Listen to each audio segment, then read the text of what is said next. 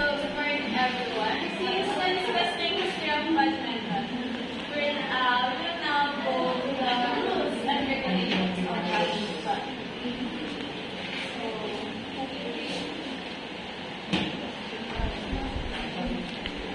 Badminton is a sport which light round or used to volley an object called the shuttle, birdie, or birdie, and more of.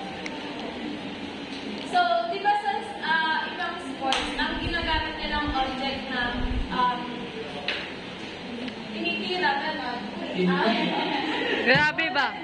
Pero sa badminton, ang tawag nila sa object na ginagamit nila is shuttlecock, birdie, shuttle, gano'n.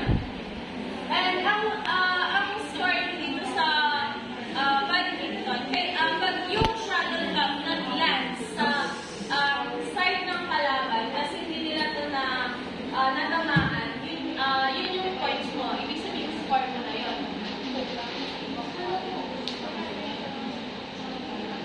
Will win. The game was originally developed in India and brought back to England by British Army officers.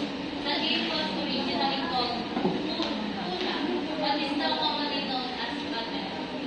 So noon, hindi pa siya badminton agad na yung tawag sa sport na to. Ang tawag nila noon is Una. Hanggang sa maganda yung panahon, tinawag na nila to badminton. So, these are the basic service rules sa badminton. First, both feet must be in contact with the floor starting the shuttle. Ayan. Kailangan daw, kapag ito yung server, kailangan naka-ano lang yung both feet sa floor. Hindi pwede kapag titira ka nakataas yung paa mo. But itong rule na ito, inaano din siya both sa server and receiver. So, pag ikaw yung receiver, kailangan naka-ano lang yung both feet sa floor. Bawal siyang nakataas. Second is, your feet must not be touching any of the court lines.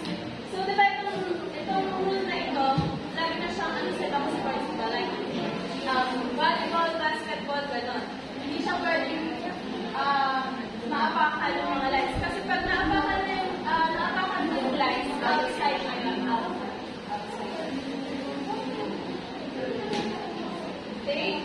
You must strike the court, not the feather. So, itong shuttle ka, kapag ikaw yung server, hindi mo pwedeng tamaan yung feathers.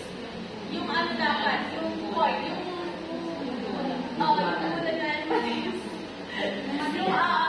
kasi kapag yung feathers yung tinamaan mo, hindi siya masyadong malakas kapag so, once it has been service first, usually decided by a on, or seen with the shuttle points to hit the ground in mid-air and left the line. The server starts the game taking from the service back on the right. So, dito, sa first game, or yung sa first, di ba yung sa pinaka-unang game, yung pinaka-first na unang mag-save, maano nila by deciding by a point game. Pero kapag yung sa mga susunod na server naman na, kapag yung, for example, ako, kapag ang score ko is even numbers, like 2, 4, 6, 8, gano'n, mag-serve ako sa right side.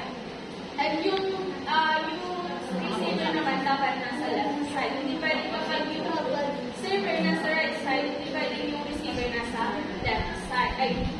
Right. Hindi, yung sa dapat yung Right nga. Oo, sa pag-ano, diba? And kapag ang score naman ng server is odd numbers, gaya ng ng 1, 3, 5, gano'n, sa left side siya, yung receiver naman dapat nasa